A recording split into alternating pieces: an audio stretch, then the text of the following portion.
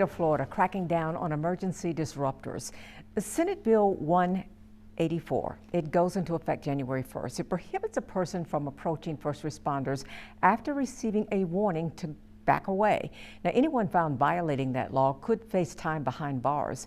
And Governor DeSantis says it adds a crucial layer of protection for emergency first responders. Tanner Stewart joins us now to explain the penalties and how our local agencies are responding. Tanner?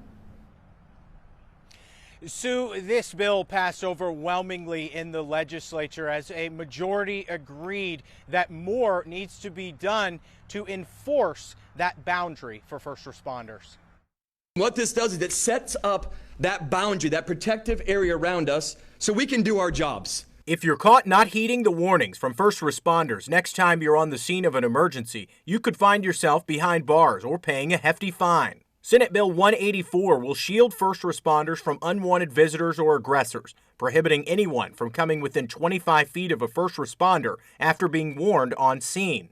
Lawmakers who introduced the bill in Tallahassee say it will cut out any nuisance during sometimes life or death situations, and the governor agrees. Whether they're the law enforcement officers that respond, whether they're the emergency medical personnel, they are certainly trying to perform their duties and save a life as well as stabilize an entire situation.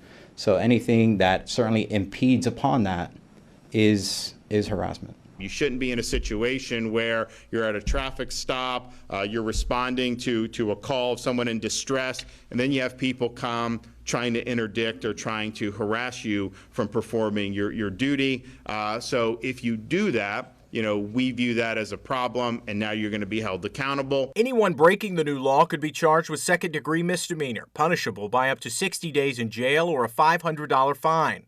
Before being signed into law, Democratic legislators in Tallahassee raised concerns about a lack of protection for citizens, saying it protects law enforcement from accusations of abuse, and raising concern that a first responder can claim emotional distress if they're being filmed.